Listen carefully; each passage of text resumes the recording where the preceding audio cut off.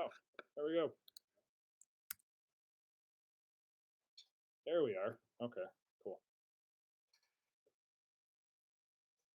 See if anybody jumps on board.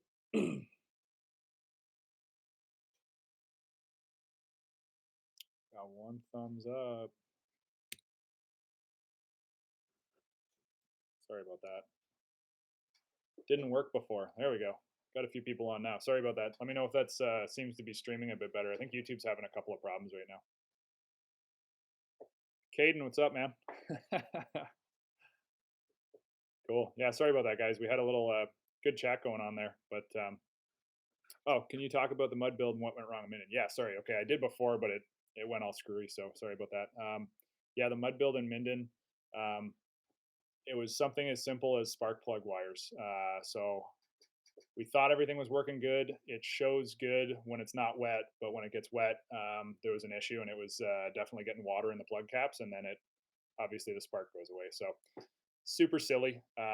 We had tested it, but we tested it in a lot less mud. Or sorry, we tested it in a lot of mud, but in a lot less water.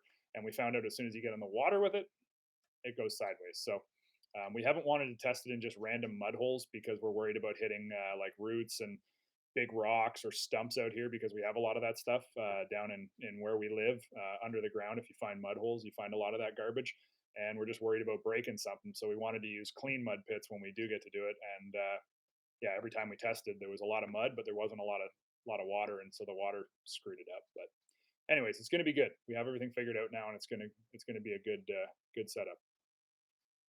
Will you make a review on the Argo four wheelers? Yeah, we have, I believe, one or two on YouTube right now. So check that out. But we're definitely going to be doing more on the Argo brand four wheelers. They're local to us. They're a Canadian company, and so we love working with them, and we will be doing that for sure.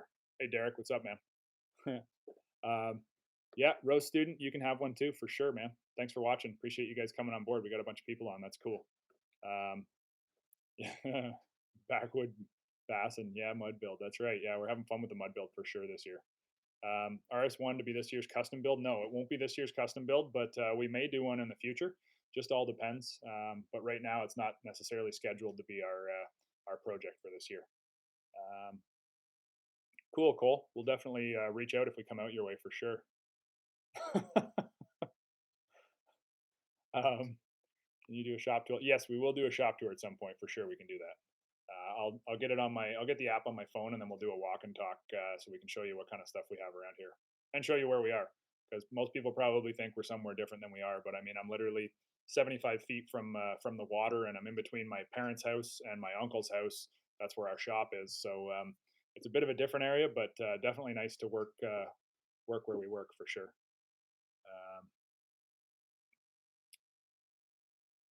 Can-Am's a little problem. So you know what? Honestly, this was yeah, the problem with the mud build wasn't Can-Am's issue. It was definitely something that was overlooked when we built the motor. It was just something that happened, but it wasn't their fault. Have you guys thought about building another bike for the GNCC? Thought about it for sure. I know GNCC racing isn't quite in the focus of some of the manufacturers right now. They're not as focused on it. So the last one that we did was really fun, and I had a great time doing it. I'd definitely do it again though, for sure. I think it'd be really cool to do that and go race again. How do we get all the stuff for free? We don't get to keep all these vehicles. We just use them, then we give them back. So it's not like some people think it is. We don't keep everything we have. We definitely send it back afterwards, because to have this many vehicles around here and own them would be very expensive. So it's not quite like that. When we finish the review, oh, so I answered Logan's question right there. Yeah, we send them back when we're done. We usually get to keep them anywhere between 6 weeks and 6 months. Sometimes we get to keep them for a year. And so then when we're done, they go back to the dealer that that the manufacturer had sent them to, who PDI them for us, and then typically that dealer will sell them. What do I think of the Honda Talon? Yeah, well, we're definitely I've seen all the pictures, looked at all the information. I'm excited to see what it'll be.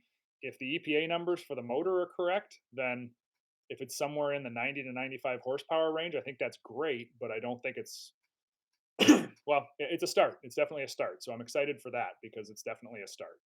But I think there's a lot of people who with a vehicle that looks the way the Talon looks will be expecting to maybe have something that's in competition with the like the Razor Turbo or the Turbo from Can-Am, the Maverick. Can I do a shop tour? Yeah, we'll do that for sure. I'll get the YouTube live app on my phone, and then we'll do some walkarounds. How many Argos do y'all have? We have right now only one. A few weeks ago, I think we had 14 here. We did big project with Argo and got to test and beat on and do all kinds of crazy stuff with them. So we've definitely had a lot of them here, but typically we have one all the time. Ever plan on test riding the Renegade 1000 XMR? Yeah, definitely. We would love to. Can-Am typically tells us the vehicles that they would prefer to have on the show. We suggest what we would like. They tell us what they would like, and then hopefully those commingle. Sometimes they don't, and that's fine because you know they get to put on what they would prefer, and then we give you the bottom line and the goods on the products that they send to us and what we think of them. I think the Honda Talon definitely looks cool for sure. Can-Am always has problems when stuff gets wet. I don't know about that. We've had good luck with our Can-Am, so it's not something that we've had issues with. But yeah, they've been reliable for us. Dennis from Fredericton, right on, man. Canadian. Do a Renegade XMR. Yeah, we will try to. Ace 700 SP, but got rid of it. Okay, so yeah, if you didn't like the way that the Ace felt, the RS1 is definitely 100,000% different. So it is based off of the XP 1000. So you're getting all the goods except the wheelbase is just a little bit shorter, but not much. Very minimal. So honestly, the RS1 blew me away. Way different than I expected. You can rail that thing like crazy, and sometimes on a side by side, you're riding and you turn left and it's great because you got all that space beside you and you can kind of throw your weight. Your weight isn't necessarily manipulating the vehicle because you're on the inside. You go outside and turn right, and sometimes you can start to feel that little bit of lift of the inside and you're a little bit more hesitant. You get on the RS1 and you're right planted in the middle with the same width as an XP at 60 inches. So you go through the corners and it's just like, whoa, this feels way different. And it's not lifting all the time. You got great sight lines of the wheels. So when you're even rock crawling or anything like that, it's totally different. I honestly, I got off of it and I went, this is something that I didn't expect to say, but I think it's really going to hit a market or a target in the market that nobody really thought was there. If you get the opportunity to go out and ride one, do it, and you'll come back and go, okay, so this is what a Polaris Ace on steroids feels like, because it's everything. The Ace does a great job, but I wouldn't take an Ace out and go do extreme. I wouldn't take it to a motocross track and expect to jump stuff and do big hits with it or anything like that. Not that that's what everybody's going to be doing, but you could take the RS1 and go do an 80-foot tabletop if if you're confident and comfortable and have the skill to do it, and it's going to be just fine. So yeah, it's a totally different beast. Honest thoughts on the X2, worth upgrading from the original R spec? You know what? Luke has done more with the X2 at this point, so I'll be honest. He took it away 2 weeks ago and spent a bunch of time with it. He would be the guy to answer that question because I haven't had the seat time that he has. So I'll bug him to come in here one time and we can both do a live chat with you guys and he'll be able to give you that answer. Do you only keep the vehicles that you like? No, we don't. We don't typically keep any of them except the project vehicles. So all the other ones go back. What do you guys own and what's the oldest machine you have? I personally don't own anything because if I did, I wouldn't be able to spend any time on it. Actually, no, sorry, that's a lie. I own an Outlaw 50 for my daughters, and I'm maybe going to buy a Ranger 150. I really like those. So yeah, that's the only stuff that we own in that way. Besides the project machines and the Arctic Cat that we bought, the 598 Arctic Cat. But we just drive everything that's around here because we want to put as many miles on as we can. Thoughts on the 2019 Renegade Xmr? I like it a lot. It's pretty sweet, and hopefully in the next couple of weeks I'll be riding one, so I'll try to give you guys some more opinion on that. Do you rent ATVs from just one person or from dealerships? No, we just get them from dealerships. We don't rent ATVs at all, unless of course we go to a location where a manufacturer hooks us up with a renter who has new ATVs, but that's just potentially if we're going somewhere and say Can-Am says, hey, at this location we have a renter who will give you the ATVs to use, and that's the only time we'd rent ATVs, but it's the manufacturer renting them, so no, we don't. Do I think Suzuki should make a bigger ATV or a side-by-side? Both, check, yes. I have no idea why them and yeah, a few other manufacturers haven't gone into. Honestly, it's uh, the Japanese market. I think they should definitely build. Honestly, the first Japanese manufacturer to build a V twin right now in an ATV, I think people will go crazy for. And I don't know, you guys can tell me what you think, but I think that's definitely something that should happen. And I think Suzuki, yeah, bring out a couple of side by sides. I mean, honestly, side by side market is going crazy right now. I think you need to do a vid with Larry the Enticer. He is local. He's in. I think he's an Ontarian. Yeah, I'm pretty certain he's from Ontario, so he is local.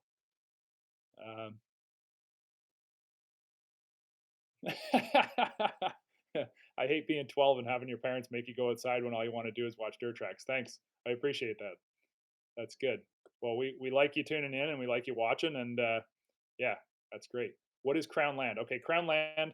So in the U.S., you guys have what's called oh, what's the name of your public use land?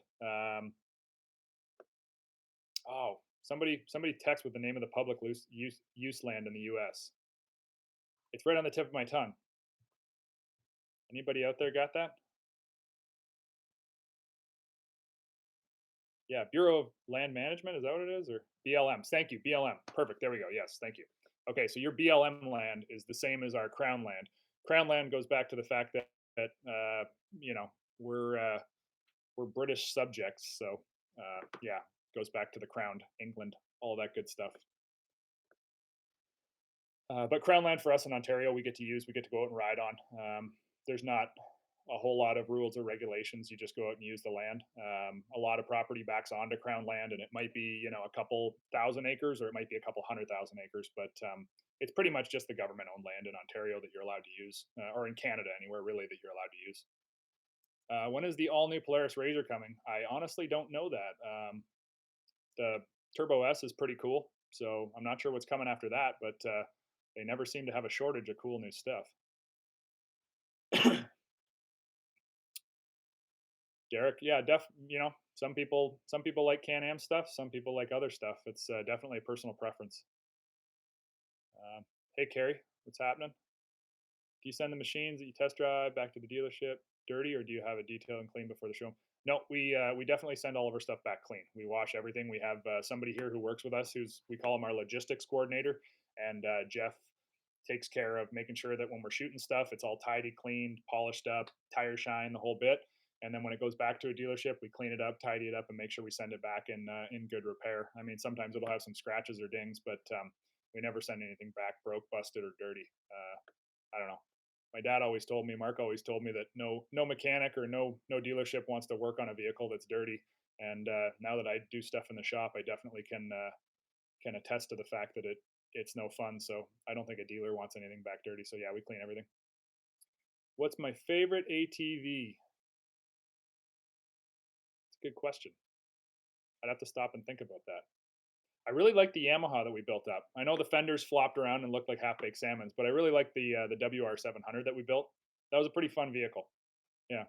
Unfortunately, it got crushed because they crush all their prototypes, but and that was a prototype frame and everything. So they told us, hey, do whatever the heck you want to it. But they did look at it before they took it back to Yamaha USA. It got shipped down, and they had it there and tested it for a couple of months, and then yeah, we got the parts back, but the vehicle unfortunately got squished. Greetings from Austria. Hey, what's happening? Trinity, nice. Is that Austria or Australia? I've been to Austria a couple times. We went over there and we went to Hinterglen. We raced there for snowmobiles at a thing called the Ski Circus in Hinterglen, I think it was. Anyways, I'm probably pronouncing everything wrong and saying everything wrong, but thanks for tuning in. We appreciate it. What's up, Cookie Jar? Can you show us how you edit your videos? I could show you the edit suite. It's literally right through the wall behind the Dirt Trax sign. And we have 4 guys over there who work all the time, nonstop. Great editors, videographers. Honestly, they're the reason we look as good as we have. Maybe we don't look as good as we think we do, but they're the reason that the videos are as good as they are. they can't do anything about our ugly mugs, but yeah, they're super great guys, and they do everything for us. So cool guys over there. And I could give you a quick view of the edit suite and what it looks like. It's a pretty cool little setup. I can't do it right now though because the computer I'm on is wired and large. Hey Stanley, how's it going, man? You're just a couple hours away from us. Are we going to do a Honda review soon? As I said in the earlier one, we're definitely trying to get a Honda from Honda Canada. Honda USA would probably give us a Honda in a heartbeat, but we're north of the border, so it's a little tougher. And we've been requesting them, but haven't got any response from them. So hopefully they'll give us one. We'll see. Favorite Tula brand? Well, we do use a lot of Princess Auto stuff here because their products are great. I know guys from the US won't know what that is, but uh, it's a really cool store, and they sell ProPoint, and then that's ProPoint is the stuff that we use here. So it works great for us. The product price of the products is bang on. We got good warranties, and the stores are fun to mess around in. There's always something new and unique in a Princess Auto store. If you come to Canada, go to a Princess Auto store. You'll know exactly what I mean. If you haven't ever been to Canada, or you don't have a Princess Auto close to you, it sounds kind of like a funny name, but I tell you, you go there and it's a complete gearhead's just dream. There's always random stuff on a shelf that you're like, hey, what is that? And what do you guys want for that? And it's, like a 8-horse motor that's just sitting there, and they're like, give us a couple $100 for it, or whatever it might be. There's always something crazy going on at Princess Auto. We love going there. It's always fun. What brand quad do I recommend? Um, Honestly, I recommend whatever brand you have a good dealership local to you. And by good dealership, I don't just mean people who are slick and savvy salespeople. I mean they have a good shop with good mechanics. They can get parts for you quick. They know how to address issues, and usually you can get all of that information from word of mouth. That's typically the best way to go. You might like one ATV over another, but if you got to drive 2 hours to go get service work done or to get parts or whatever, it's always better to go with a local shop that has a good history and reputation for service. That's my number one. Sales guys are great and love them, but best thing is service. If somebody can get something fixed for you, do it in a good amount of time, they'll take care of you. And should something go really wrong, maybe they even have a bike that they'll lend you or whatever. That's key to me. What's my favorite build? I really like the mud build. Honestly, I know it's the most recent one, but I've had a lot of fun with it. I didn't know much about mud racing, and one of our videographers, Graham, is the guy you see in the episode with us, and he is a mud freak, loves it. And so, yeah, I really like the mud build. I've had a great time with it. I did like the 1100 Wildcat that we built with Greg Biffle. Had a lot of fun doing that one as well. That was really cool because I got to go ride with him in Glamis, and he got to show us a lot of cool stuff. So I don't know, riding with somebody who money is not an object when it comes to builds, that's that's really unique. It's fun to do that.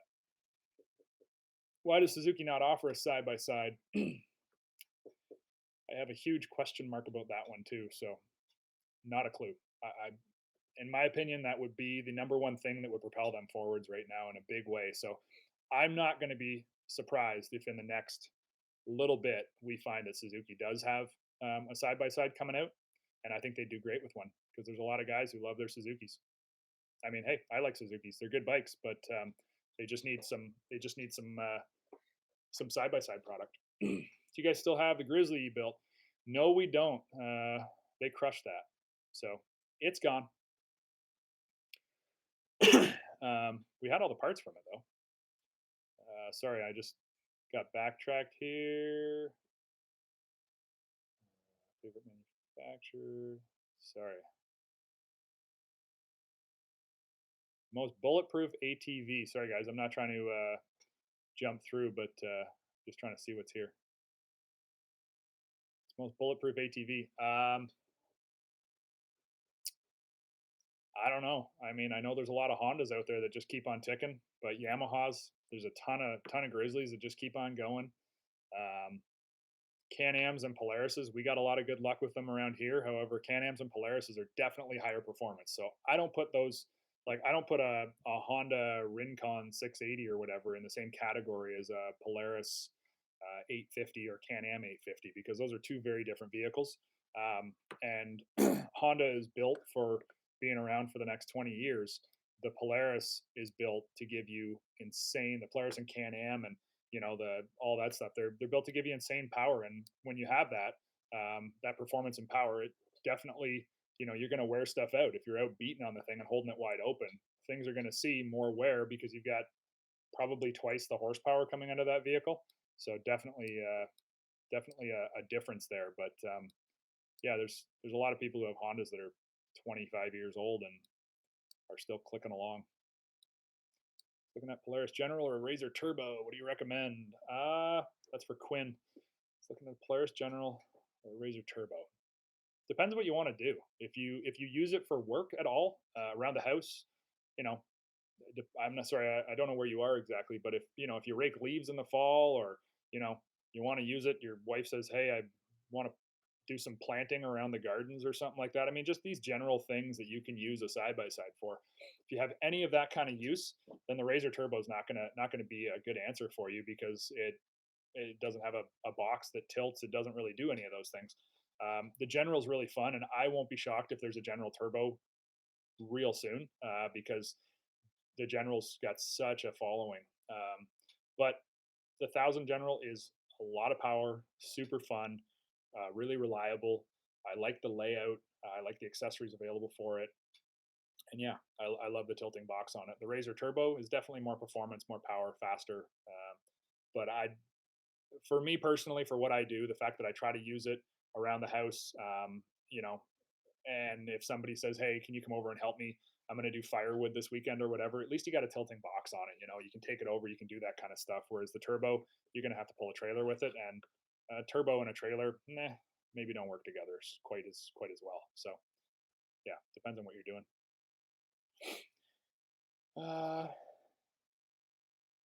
Okay, sorry, I'm just scrolling through here. How do I like a Honda Foreman 500? Yeah, it's not bad. If you're going to work the bike, it's great. If you want to ride it out on a trail, wouldn't be my first choice. What's your favorite manufacturer for ATVs? I don't really have a favorite, honestly, guys, and that's not just me trying to be PC. Yeah, political correctness aside, I'll ride anything that's around here, and I can usually find the good in everything and the bad in everything. So I love all brands, and just give me something with four wheels and a motor and a throttle, and we'll go have some fun. Do I think Can-Am will do a ride command to rival the Polaris ride command? I'm not sure about that. I'm surprised actually that they don't have a big touchscreen in their dash yet, because Can-Am's always been the ones who are pushing that kind of stuff a lot. So it's kind of surprising to me that they don't have that. I thought they would definitely answer it with a new digital gauge package.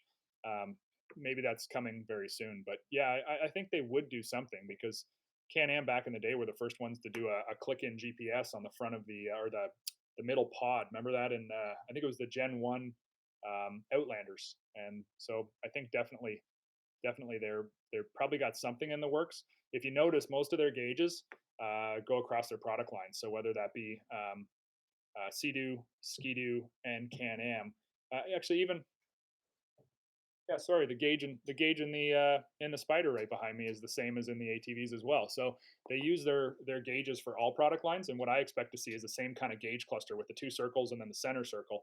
And I think in behind that they could do an LED panel that almost has, like, in the middle, has your GPS stuff and all that other thing, and have it a digital gauge in the background of that display, and I think it'd be pretty cool. Can-Am build was a beast. Thanks, Jake. We appreciate it. We definitely had fun building it, and it's not over yet. We're going to do a whole bunch more. Where's your favorite place to ride at? Good question. I love Hatfield McCoy because there's so much variation. The people are great. It's cheap to go there, and you can do pretty much whatever you want, and nobody has a problem. You can ride right through the middle of towns. The police go past, they wave at you.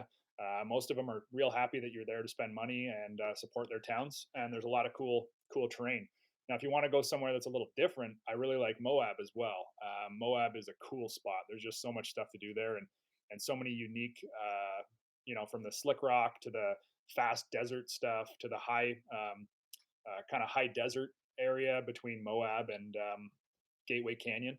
That's a really cool trip there. So two of my favorite places for sure. Um,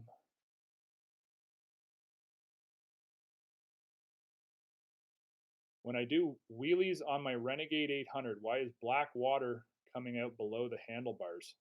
It's not oil. Is the steering post on that thing, is it welded off at the bottom? If you get it underwater a lot or you leave it parked outside, it definitely could be just old water and mud and crud down in the steering stem. If that is the case, I'd maybe get the bike a little sideways, like on flat ground, obviously, somewhere you can support it. Get all the water out of there, and then if you can see a hole in the top of the steering stem, to be small hole or whatever. If there's water leaking in there, you could probably take some silicone or something like that. You could even spray foam it, I guess, but a little silicone and just seal that in, because eventually, if you have water inside of there and it's black water coming out, maybe it'll eventually turn a little bit brown, and then that's probably rust. And you don't want your steering post rusting, because it's kind of important to keep you going straight. So that's what I would think it is. Unless, of course, the vent for your front differential, but it shouldn't, unless it's way overloaded or way overfilled. It shouldn't be that, and you would notice if it's not oil, then it's not from your front diff. So I would think it's probably water trapped somewhere in there, water and mud, and that's probably what it is. How much did the shop cost to build? The one behind us wasn't terribly expensive. It used to be just extra garages for my dad's toys, and so yeah, I don't think it was terribly expensive. The shop cabinets and stuff, I'll be honest, came from Costco, so that's where we got all that stuff from. And the um, the pegboard in behind, the steel pegboard stuff, came from just an industrial supplier. And yeah, that's pretty much it. The little piece right up here with the little silver, sorry, I'm got to go back. Those little silver things up there, those are those are just sheet metal screws, and that's a piece of flashing that I painted black just to tidy it up. And we put some undermount pot lights under there. They're not on right now. They should be, but yeah. I mean, I I build houses a lot of the time for fun. On the, my wife and I, we did 5 houses in the first 5 years that we were married, and yes, we're still married. I know, surprising, right? After doing that, but yeah, we do a lot of house building stuff. So this kind of thing is just something that I enjoy doing, and so we don't bring people in to do most anything around here. It's usually myself doing it. So yeah, I like doing that kind of stuff. I like finishing work, and I like building and constructing stuff, and yeah, it's fun. What do you do if you break something major on a side by side or ATV that you're test driving? Do you fix it? Yeah, no, we fix it typically, unless it's so bad that it. We have had at times. We had one person, one cameraman. He knows who he is. We didn't. No, I'm not being mean to him, but he was out riding and didn't see a rock on the trail that was sticking up quite a ways, and tore the front driver's side A arms, shock, like the whole bit, just tore it, rip it completely off, and it did tweak the front of the frame. So worst case, the stuff that we have here, we have insured, so we will claim it if we have to. But typically, we don't even claim on insurance. We just buy the vehicle out. If we can put a new frame under it and rebuild it, we'll do that. But yeah, we don't send stuff back busted. We usually fix it, unless, of course, there are some dealers who just tell us, they say, hey, if anything's busted on it, just let us know and send it back. When we get it back, we'll give you guys our cost on parts, and we won't charge you for labor. There's a couple of dealers who do that for us, who are just great people, and so in that case, we'll take them up on the offer, just because it gives us more time to do other stuff. Austria, Hinterglemm. Yes, thank you. Perfect. Hinterglemm. Sorry. Yes. Cool. That's exactly where it was. WR7 was my favorite build, and Yamaha crushed it. Yes, they did. That was a good build. I enjoyed that one too. Thank you. Sorry, guys. I'm not trying to go so slow. I don't want to miss out on anybody. But here, let me scroll down to the bottom. I apologize for all those people who had questions up top. Let's put them back in, and I'll keep going. What's my favorite Polaris? I really like the General 4-seater. My kids fit in the back great. My wife likes driving it or riding passenger. Lots of cool options. Has a dump box. I know I've been saying that a lot, but it's true. I like it. Would you take the mud build out and run it with Ostercruiser? I absolutely would. Yes. It's just getting out there. It's a long trip for us to go out and drive to where he is. It's probably 3 straight days of driving to get out there. So it's a big trip to head out, but I'm definitely open to the opportunity of doing it. How are the Kemp Trail Trooper tires? Yeah, they're good, actually. We really like them. They held up great. They didn't wear bad. I would buy them for sure. Really good tire. Did exactly what they're supposed to. In fact, I have a whole bunch of Kempex boxes right here. Here, I'll show you guys. Those are all Kempex boxes. Sorry. not my helmet.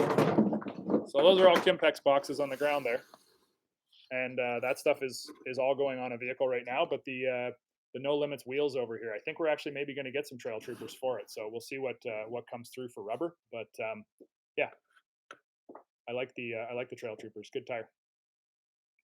When's the next video for the mud bike? It will be coming up very soon. It's going to be, actually, there was one in the first episode, so I think there should be one coming this week, and then next week there should be another.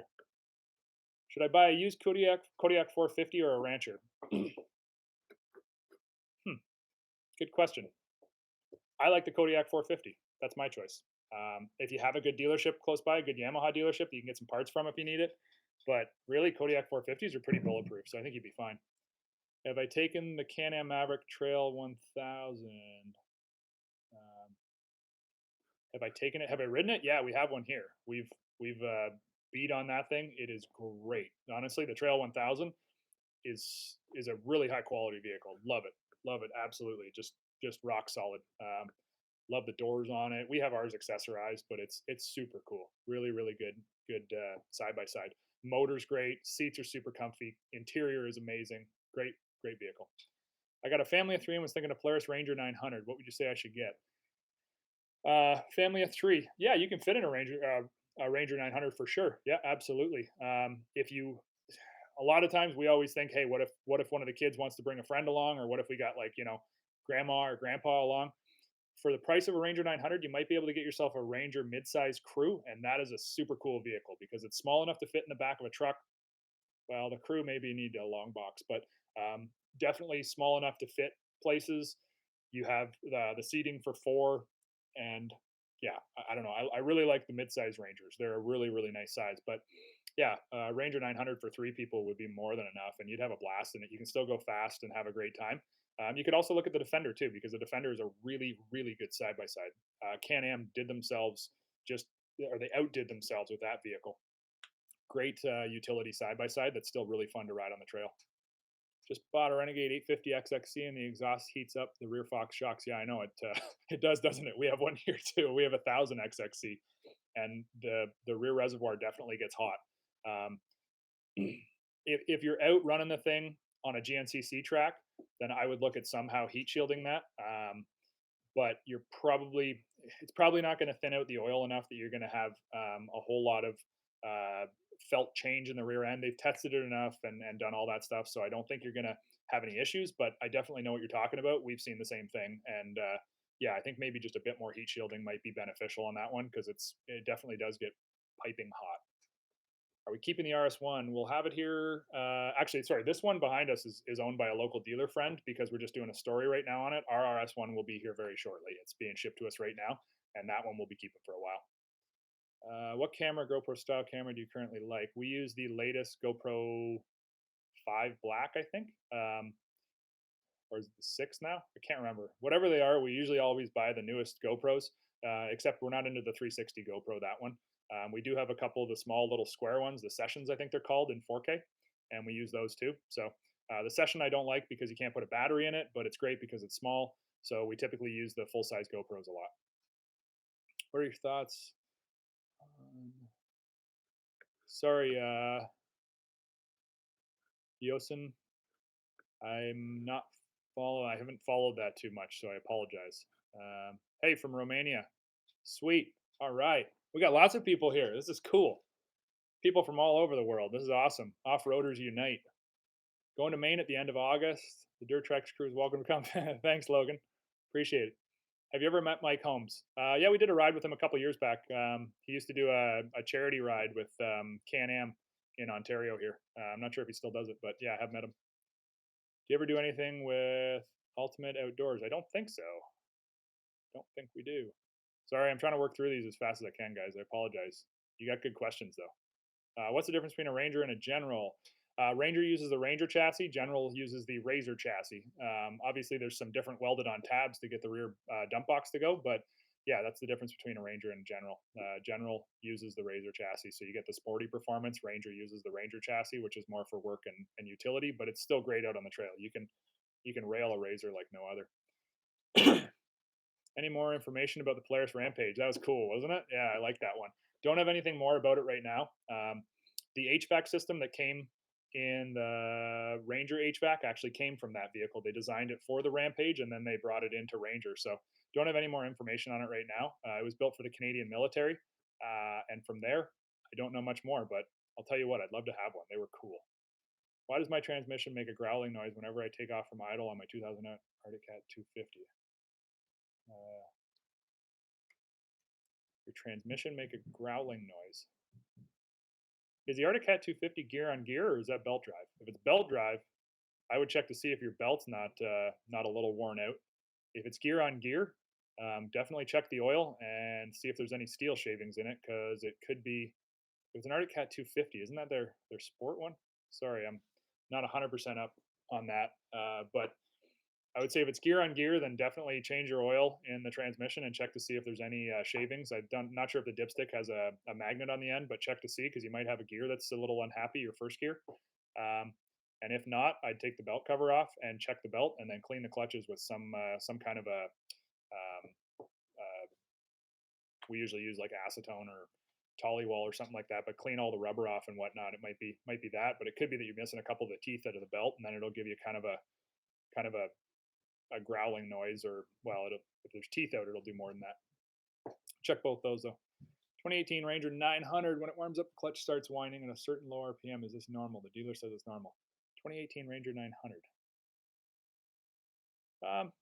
I'm not sure. Our Ranger didn't seem to do that, but yeah, I would just note it with the dealer and just let them know that you're concerned about it, and that if anything goes wrong, you want them to fix it. So if they say it's normal, then if it leads to something that's unnormal, maybe they'll be able to take care of it because you noted it with them. But I'm not totally sure that ours does that, but it's possible that it is normal. Should I buy a used Kodiak 450 or Rancher? Oh, sorry, I'd buy the Kodiak. That's mine. What's the best way to get more power to Razor XP 1000? Put a turbo on it. No, just kidding. Probably a clutch kit and an exhaust from a manufacturer. Like, I know we always say MBRP, yes, they are a sponsor of our show, but they do actually flow bench stuff. They dyno test everything, and their horsepower numbers are legit. So I'd put an exhaust on it, and then I put a clutch kit on, because then you're going to feel everything that you're going to get the best performance out of your clutch as possible, which is going to feel like more power. It may not actually be making more power, but it's transferring more to the ground. So your wheel power, your wheel horsepower will actually go up with a really good quality clutch kit. What shocks did you use for the WR700? We used Elka Stage 5s. They're a great shock. How many side-by-sides and four-wheelers do you own? I own one Outlaw 50 Polaris. The rest of them we just all keep around here, and we got so many to test ride and to use that we just don't buy any because there's so many around. Stock tires are terrible on the Sportsman 850. Yeah, they're not the best, but it's kind of the way it goes. When you upgrade, look at some ITPs, or you could look at the stuff from Kemp there, the ones we were talking about earlier. The Trail Troopers, good tire. Should we expect more CF Motor reviews? Yeah, we did CF Motor review just the other day, so there's definitely one more of those coming this year. Can you test more Suzukis? Yep, picking one up on Friday. Friday we'll be picking one up. 4C Turbo S. That will be coming. I am certain of it. It's got to be. They always do that. It's kind of like the iPhone. After they bring out the iPhone regular, they bring out the iPhone XS, or they bring out the iPhone, whatever the big one's called. So, yeah, I'm certain Polaris will have a Turbo S coming. Are you going to keep that RS1 behind you? Nope, that one's going. We're getting a new one coming in. Dirt bike or snowmobile? Which one? Bike or snowmobile? Snowmobile. Yeah, I like snowmobiles better than dirt bikes. Love snowmobiles. Looking forward to seeing the review of the Wolverine X2. Good, it's coming up. I think you guys will like it. Yeah, we're testing. The CF Moto that I just did was the 1000 limited edition. So it wasn't an ATV. It was a side by side. Large one. How do you like your Ranger?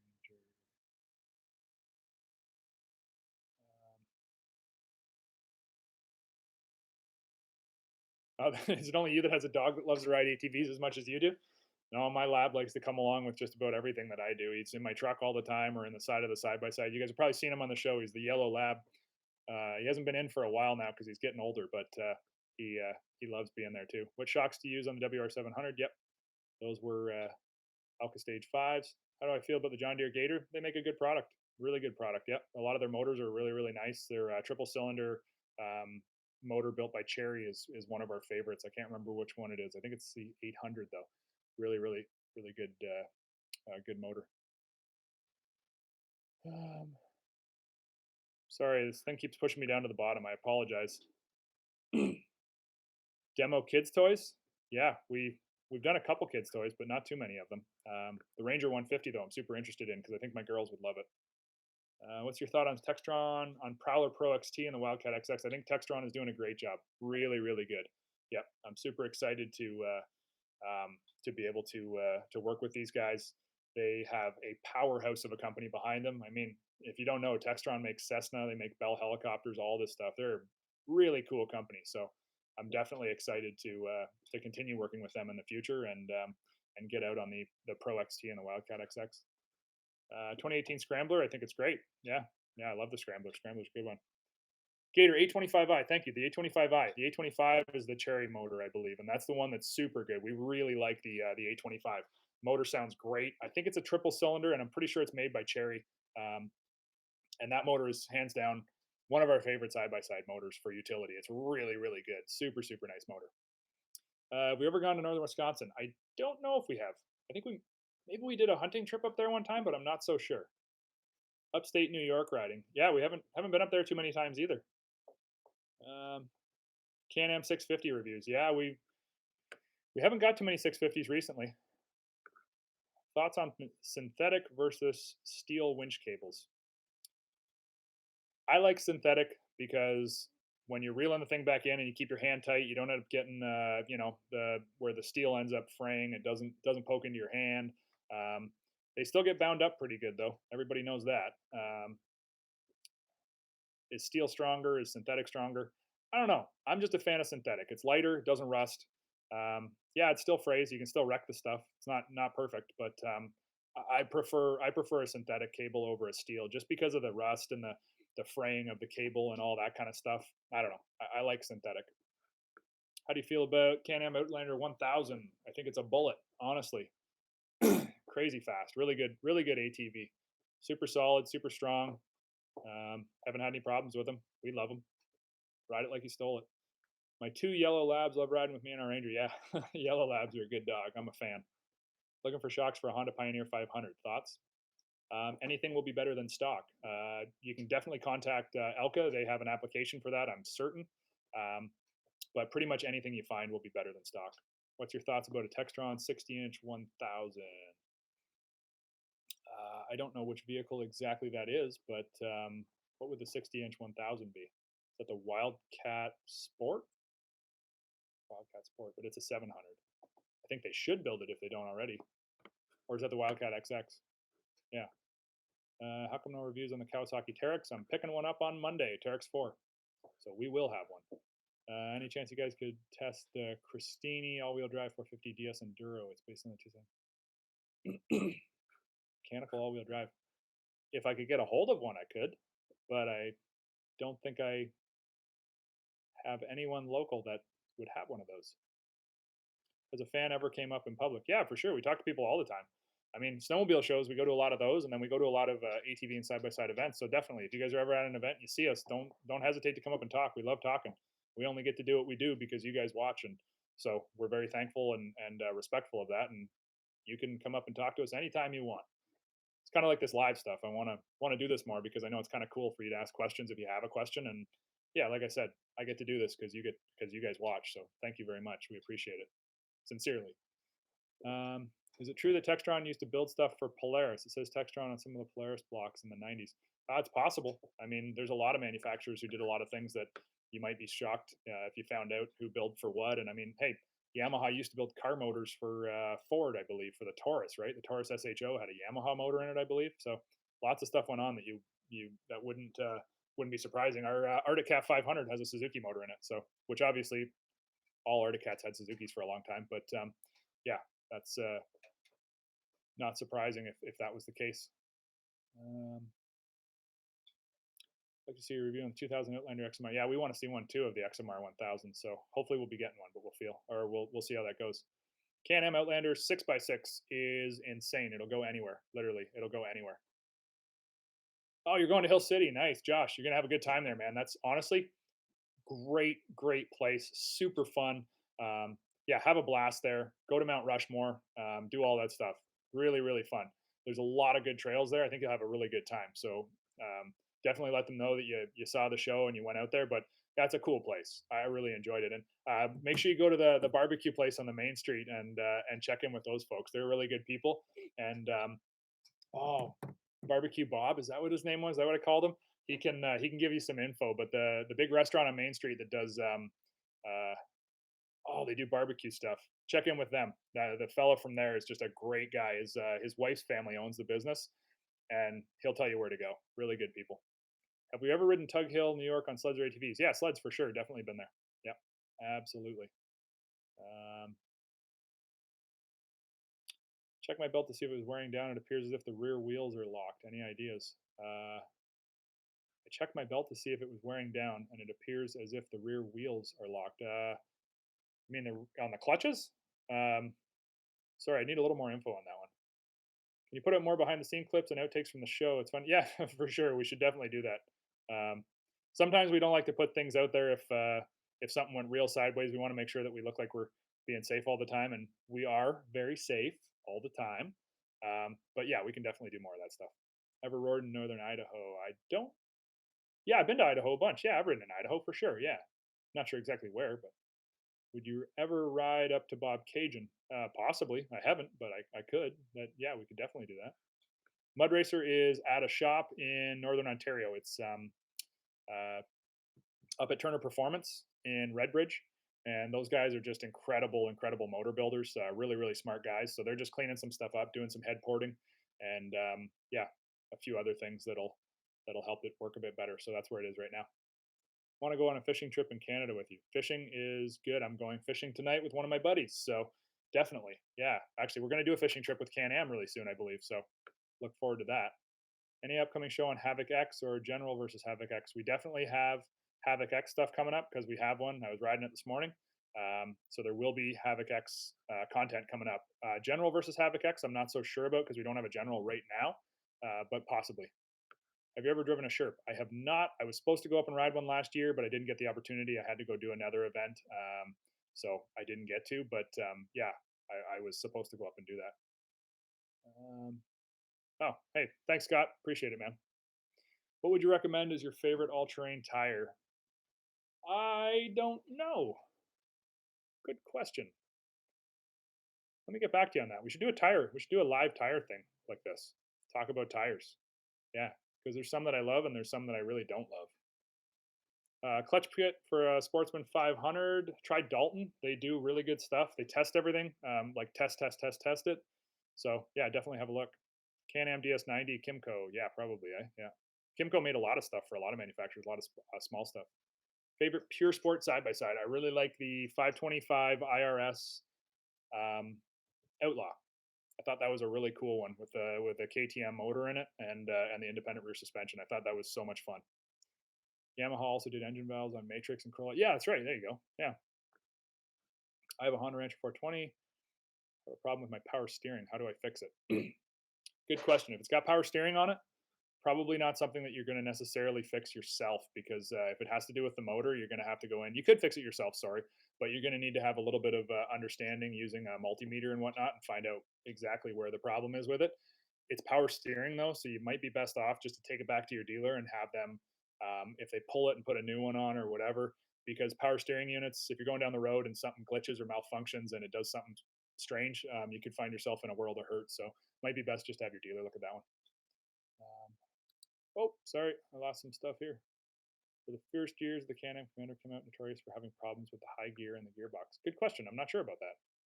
I don't know. Maybe. Yeah. Ask Mr. Google that one because I'm not 100% sure. We didn't have problems with ours, but it doesn't mean that there weren't. Oh, nice. Cool. Chuck. Yeah. Yeah, Hill City does rock, doesn't it? It's a cool place. Definitely. Have the 08 Honda TRX 300 reminded the exhaust pipe gets to 630 degrees, super hot. Do you know the issue? I'm not sure what the specs for that exhaust on that TRX 300 should be. If it gets that hot, typically a pipe is getting that hot because there's extra fuel in there burning. So either the motor is insanely hot, but if the motor is getting insanely hot, it's probably not going to last all that long. So I would imagine that maybe it's not giving you great performance, and then it's probably running fat, as we call it, which is it's getting too much fuel, and then it's burning the fuel in the exhaust, and then your exhaust gets crazy hot. So that could be the problem. Is your review coming on the Razor Turbo S? Yes, sir. We're just waiting for it to show up. The Alpine Inn. Thank you, Matt. That's exactly what it is. The Alpine Inn. Yeah. Yeah. Check with the folks there. And I'm certain it's Bob and his wife works there. They're great people. Check with them. Speaking of dogs, my dog just opened the door to the shop. Do you think the rear-wheel drive sport quad market is dying? Yeah, oh yeah, yeah, it's definitely dying. I think Yamaha's. Hey, there's Bailey. Should come down to South Dakota. Yeah, definitely. Have you ever ridden in Middle Tennessee? In Tennessee, we've ridden. Well, I'm not sure. Where is? Why can't I remember the name of the place in Tennessee that we always go ride? Oh, you guys get me live, and then I can't come up with stuff as good as I usually do because it's not scripted. The name of the riding place in Tennessee that we go. They do all the big events. Can somebody throw that one out there for me? They did Camp Razor a year ago. Oh, what is it? I can see the town. They just had Brimstone. Thank you. Yeah, Matt. Matt's online. There we go. Hey, my cousin's on here, Matt Lester. Brimstone. Thank you, Matt. So yeah, we've ridden in Brimstone, but I heard that there's a place close by to there. Is it Royal Blue? Is Royal Blue? Is that one that's close to there? Not sure. Sorry, I'm confused with all that stuff. But we've ridden at Brimstone. Besides that, I haven't done a whole lot of riding in Tennessee. Tire test would be great. Maybe you can maybe add a track kit as a control group. Yeah, well, actually, we did a bunch of tire testing over the years. So if you check out some of the YouTube stuff and just put in tire shootout or tire test or track kit, you'll definitely find some stuff. And we did a tire versus track story specifically where we hauled a whole bunch of really heavy stuff, and we actually wrecked a rim and tire in it. Not sure if we showed all of that, but definitely did some of that stuff. Renegade or Scrambler? Honestly, if you pick either, you're gonna be really happy. There's not a lot of difference there when it comes to performance or rideability. They're both wicked ATVs. Make a video with power mods. Yeah, he's out west. We could do that. Can-Am or Polaris for side by side? You're gonna be happy with either of them. I'm not a huge fan of the Commander. That's one vehicle I'm not a huge fan of. So if you're not talking Commander, then you're going to be happy with any of them. Pro gamer is dancing naked. Okay, not sure how to answer that. How are the 29.5 assassinators on the highway? Yeah, not good. The tire versus track vid was really informative, though. It'd be interesting to see how the boggers stack up and stuff. Yeah, you're right. That would be a good one. Yeah, definitely going through deep mud with tracks. Something I haven't done a ton of. So you're right. That would be pretty cool. South Dakota. Yeah, we could come down to South Dakota for sure. I'll see where we're always all over the place, and we don't not go places because we don't like them. It's just because we always have stuff pre-planned and we kind of go where stuff pops up. So it doesn't mean we won't be that way, and it's not that we're avoiding anywhere. What's your favorite place to visit? I do really like Brimstone and Moab. Two great, or sorry, Hatfield McCoy and Moab. Those are two of the places that I really enjoy. What's your best trailer you recommend using? We use Triton trailers, and they do great for us. They're aluminum, so up here in Canada and the northern U.S., where you get road salt in the winter times and whatnot, it's always the aluminum frame stuff that lasts the longest. So we use that and really enjoy it. They last, and they keep their retail value like crazy good. Even a 10-year-old Triton is still worth probably 70% of what it was brand new. What would you prefer? I'm 12 years old. What do I want? Can-Am Renegade or a Can-Am Outlander? At 12, I shouldn't recommend that you ride either because you're under the specific recommended age. But when I was young, I rode stuff like that too. So I would say whatever you do, ride safe and make sure that you're using a helmet all the time. At 12 years old, if you're riding a large size bike, definitely wear a tech vest. I wear a tech vest all the time because they've saved my life multiple times. So I would say wear lots of safety gear and make sure that you're doing everything that you do safe. So I won't make a recommendation because I should be PC about that, but definitely use your head a lot because an ATV is a heavy vehicle, and a lot of ATV deaths are due to rollovers with smaller riders who may get trapped underneath them. So just be real careful. Any advice on removing rust on third-party doors that weren't treated properly? The frame itself is steel. The aluminum panels themselves are fine. We use a product called it's Rust Killer, and so I would wire brush it, and then prior to, we use this stuff. Can't remember who makes it, but essentially it takes a surface that's been wire brushed, get as much of the big stuff off, then hit it with a rust killer that'll actually leave the finished surface as a treated prime surface, and then go ahead and paint over top of that. If you can, I'd use something like a rubber under eyes coating, the one that doesn't stay sticky but dries. It's almost like a bed liner product. Put the bed liner on top of it and then put it back together. I think that'd probably be your best long lasting solution. See how that goes. Just because the thin paint stuff does scrape off and then starts to rust and all that. You're going to be more with Osta Cruiser, not right now, but in the future there could be for sure. We were going to try to go riding with them on sleds this winter on snow tracks, but it didn't end up working out. But yeah, there could definitely be some more stuff with Osta Cruiser for sure. Did we test an Arctic Cat Alpha yet? Not yet this season. Yeah, Royal Blue. There we go. Thank you. Windrock. I've heard of that one too, but no, haven't been to either of those.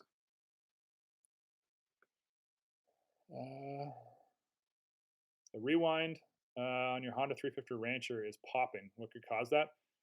Sometimes the little clutch arms that fly out and catch the and cause it to actually mesh. So it's like they're on little springs in there and they're centrifugally thrown out. Sometimes those won't release, and then maybe it'll pop. It'll catch one or two of them, and it won't actually get good contact. So you can usually pull a rewind off. If you're doing that, rewire it with new wire because that's always a good idea. And just spray it with some kind of a lubricant in behind. That might help. I've had that happen before, and then our rewind works perfect afterwards. I think any manufacturer is going to make sport quads again. I'm not sure about that. I don't think so. I don't think anybody's doing any R&D stuff. So they could bring back exactly what they had, but they'd have to be throwing R&D money at new product, and I just don't think they're doing that. A new Ranger 1K or a Can-Am Defender HD10. You're going to be happy with both of them. They are both great. They both have a lot of pros and very few cons. So if you buy either, you're going to be stoked. Just pick a local dealer that's really good to work with and you like, and that'll give you a good deal. But honestly, at that point, I would just say whatever price is and the good dealership with a good service department. Favorite deal? Oh, what's the deal with usable travel Polaris? I wonder the same thing. We tried to figure that out. I can't answer that for you entirely. I tried to figure it out, sat down and looked at it, and I'm not 100% sure what that means because in my head, there's only one number, and that's full dropped out travel to fully compressed travel where you have the mechanical stop of the suspension not being able to go any further because there's no more stroke in the shock shaft. I don't understand. I don't understand unless one of them contacts the ground before the wheel actually collapses to that point. But that wouldn't make any sense to me because you wouldn't build a vehicle like that. I don't think so. I'm not totally sure what that usable travel thing is. But I should ask Polaris next time we're with them for sure. Actually, we should do a fan ride. Good call, Derek. I like that. We've been talking about doing a fan ride. Maybe one time that we're at an event, just seeing if anybody wants to come along and go out for a cruise. We can turn the cameras off and just hang out with people and have some fun. How do you feel about the Ranger 500? I don't know if it has enough horsepower. 500 is a good Ranger. Right now, they're offering it as kind of like a budget product, a price point product. The 570 is definitely the better motor, but the 500 is still great. I mean, it'll do everything you want it to do. It's got low range, so it can do everything at low speed. At high speed, a 500 Ranger will still do what? It'll do at least 45 mile an hour, maybe 50. It might even go more than that, but they're great. The 500's a bulletproof motor. They've made I think they built over 1 million of them. Like 10 years ago, they hit the 1 million mark. So really reliable motor. Do we ever ride down in the southern U.S.? A little bit, not a ton, but yes, we do. Have we ridden in Minnesota? Tons. Yes, absolutely. What's a TechVest? Okay, so TechVest is TEKVEST. If you look it up online, it's Tech Rider, and the TechVest is it's like a roost deflector for a motocross rider, except it's a flexible UHMW, I believe, is what it's made out of. So same stuff that they make skid plates, the really high impact skid plates out of, and it's a product that you wear. So if you come off and hit a tree or you're skidding along the ground or something bad happens, you can almost take a knife and like hit the front of the thing, and it won't penetrate through. It displaces the impact over a larger area. So yeah, I've been wearing them ever since we raced snowcross, and the fellow who makes it is local to here. He's just 20 minutes down the road. It's a great product, really good safety product.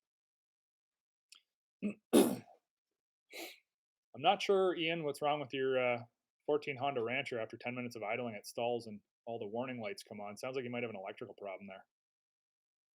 Does the Polaris Ranger have enough horsepower? I think the Polaris Ranger has a lot of horsepower. It depends on what motor you got in it, but yeah, I mean, definitely there's an option there for you that goes fast. Should go back to Newfoundland. We've had a lot of people tell us that they've gone to Newfoundland because of our story. That's pretty cool. We're excited about that. Yeah, Newfoundland's a great place. People are awesome. Yeah, second to none. Honestly, nicest people. Have you heard of 2018 Maverick X3 XDS backfiring, blowing the airbox apart, and going into limp mode due to? I have not. No, I haven't heard of that, but it doesn't mean that it hasn't happened. But I haven't heard of it. I'm sorry. Plan on attending Mud Nationals again? Yeah, we should. We should go down. Actually, it'd be fun to take the mud build down there. It's just really hard to get there because it's halfway across the continent. But yeah, it would be fun to go with our build. Sorry. If you do come to Minnesota, suggest the Iron Range in Gilbert. Cool. Yeah. Sounds good. What's my favorite snowmobile? Couple there that I like. I like timber sleds too now. I've ridden timber sleds a lot. I really dig the timber sleds.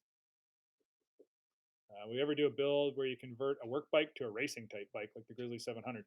There's so many good racing type bikes now, like the Scrambler and the Renegade, that I think the only other one that we would probably do would be the Grizzly, just because it makes most sense. But it doesn't mean we won't do another one because I have other ideas. I would really, one of my ideas is to put a two-stroke into a bike like a Grizzly. I think that would be super cool to put even a 600 two-stroke, but I think an 800 two-stroke in a bike like a Grizzly. I don't think I'd be able to get the four-wheel drive. I'm not sure how you do the output with a four-wheel drive, but maybe that's possible. But I would love to put a two-stroke in a Grizzly. I think that would be super cool. I don't know what you guys would think, but I mean, the sound would be just impressive, and so would the horse. I mean, imagine 160 horsepower in a Grizzly. It almost sounds ridiculous, but I think a two-stroke in an ATV is something that I really, really, really want to do. So yeah, that's something that I've been talking to a few builders about and batting around ideas, but I think that'd be cool. You got the Wildcat Sport. The clutch is making a rattling noise, but it's engaging fine. Any ideas? Ooh, if it's a really bad rattling noise, I mean, it's not. It wouldn't be the bolt holding the clutch on because that's not going to rattle for too long before it doesn't engage. I don't know. Maybe something's loose inside the primary, like the yeah. Definitely have it checked out though, because if it's making a rattling noise, maybe you could have got something inside of there too. Maybe you suck something into the airbox, or sorry, into the clutch cover. But maybe I would pull the cover off. Be very careful when you're running it with no cover on, but I'd pull the cover off and just have somebody, stand beside it and see if it's something obvious. Wiggle everything around when it's not running, and see if you can find something, because clutches really shouldn't rattle. We might ride in Pennsylvania. Yeah, for sure. Definitely. Renegade 570 XMR review. Not right now, but we did one a while ago, so you can look that up. I don't think it's changed a ton since then. Fan ride Minnesota. That would be cool. We'd be down for that. Yeah. Do I know a website that sells Honda Foreman 500 custom A-arms? I do not. I don't know if you're going to find too much custom wide arm or big build stuff for a Foreman 500. You might not. We should do mud nats again. We don't have it on for the start of this season, so definitely not for the start of the season. But we'll look at doing this again for the next mud nats for sure. Blair says Can-Am will bottom out the chassis before using all its advertised travel. That's interesting. I watched a couple of videos online about it, and it seemed like maybe it didn't do that, but maybe it does. I don't know.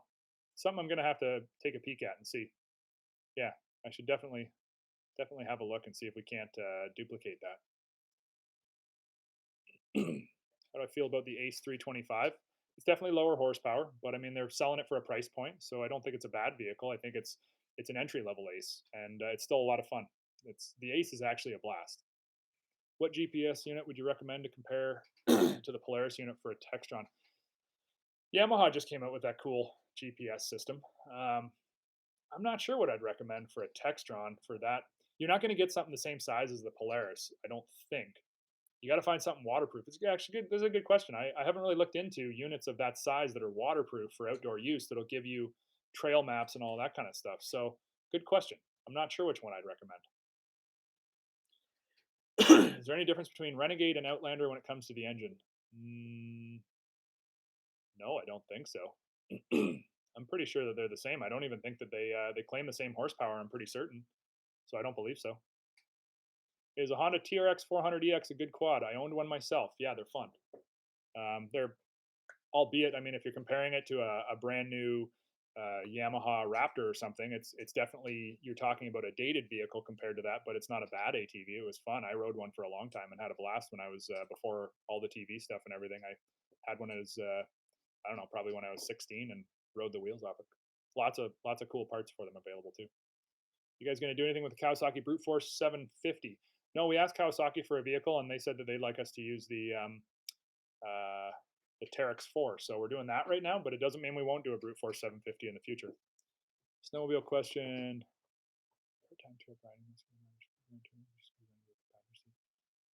Yeah, Grand Touring versus the Renegade, definite huge difference. Grand Touring is a big couch and it's very comfortable, but you're not going to pull it off trail and have a ton of fun with it in the same way. The Renegade, you can go off trail and do all kinds of stuff. And check out the seat jack from Kimpex. Really cool product. You can put it on your Renegade, and honestly, it comes on and off in a heartbeat. It takes like 30 seconds to do a switch. I'd go Renegade with a seat jack from Kimpex. You can get it with heated grips and the whole bit, windshield plug-in thing, you know, like the RCA cable and the whole bit. Any chances you guys can? Yeah, we could do some extreme tests with the Titan for sure. Titan's a great vehicle, great snowmobile. It's a beast. Yeah, I don't have it scheduled right now, but it doesn't mean we can't do it. Actually, we might be doing a test ride for the start of next season. Yeah, I think we did do a test ride on it, so there will be one coming up. Will you go live like this more often? Yes, sir, we will. I'm gonna hopefully do this. I don't know. I can do this on a weekly basis, or if you guys come up with something you'd like me to do, you know, kind of a little bit of a tech piece. I'm sure I can prop something up here, and we can talk about stuff should we need to. Sounds like weights in the AC. Maybe one of these. Yeah, it definitely could be one of the arms that's coming loose for sure. Wildcat XS, use a belt-driven alternator. Yeah, I think Textron definitely would build a product that's gonna be okay getting wet and you know under severe duty. So I think anything that's on any of these vehicles, they've probably looked into the serviceability, reliability, and life expectancy of them. So I think it'll probably be just fine. Mud build's coming back. Think in about 10 days. So I should have it here. We could do a little talk on that.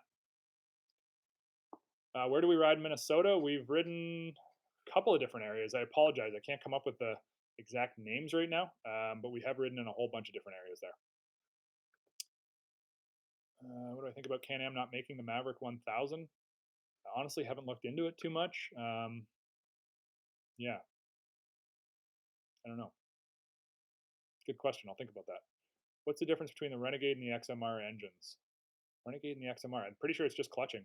The engine itself. Well, obviously the intake, and then the radiator, but the engine itself, the base engine. I don't think there's anything different about the engine.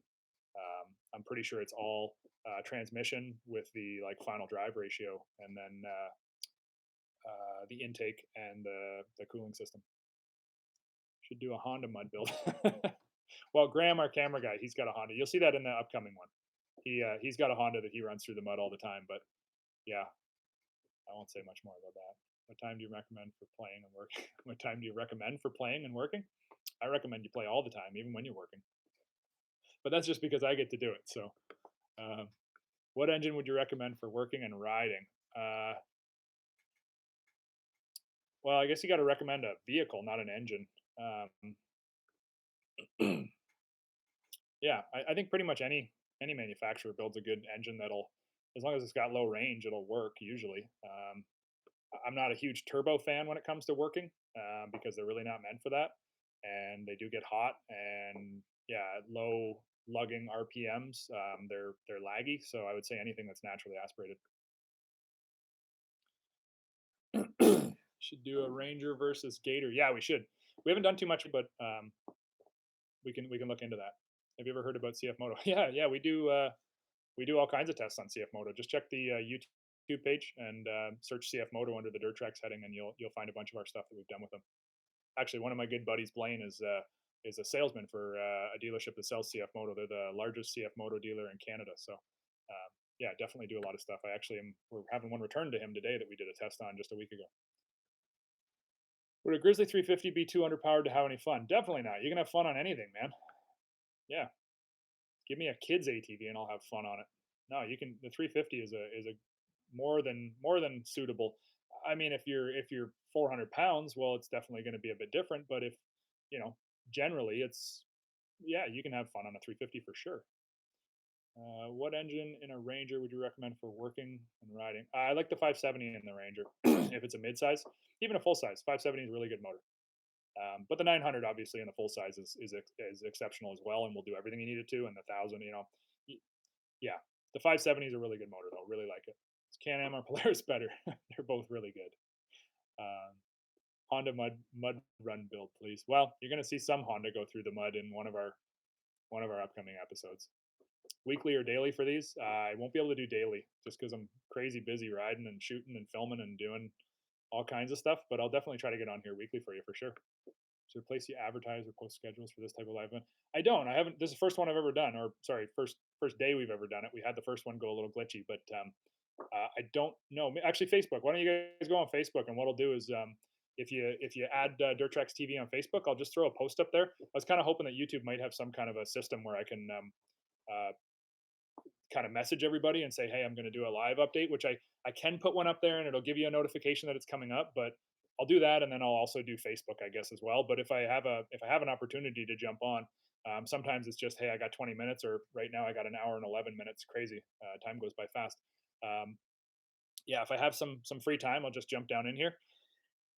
Excuse me, I should have brought water with me. My throat's getting dry. I should have, or yeah, I'll try to do it on Facebook and let you know. But if I get some free time, I'll just jump on and chat with you guys about whatever we chat about. What event are you planning on putting the mud build in? We're gonna go back to Powassan for the Smoke and Spurs event because we wanna rock there and prove that the thing is fast. We did another event just recently. You're gonna see in a couple of weeks. It'll be online, and that one's really good. Honestly, it was one of the best stories we've ever done. It was super heartfelt. And yeah, I can't tell you too much, but it's coming. I just watched the final edit of it yesterday, and I think you're really gonna like it. It turned out really good. I don't own a Ranger, but I would own a Ranger absolutely. I love Rangers. Thinking about doing a snowmobile trip to northern Japan. Cool.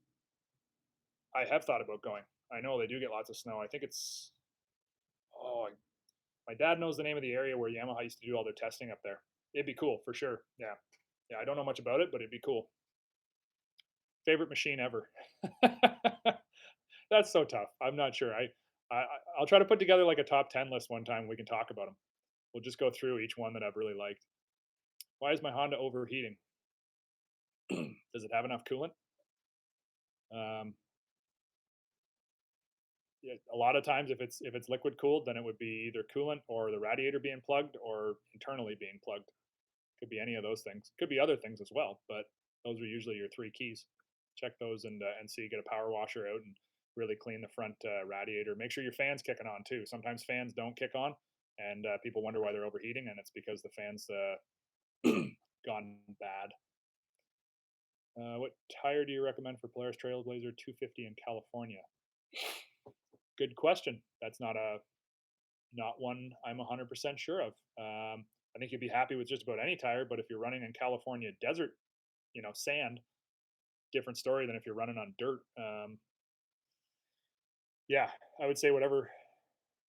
Look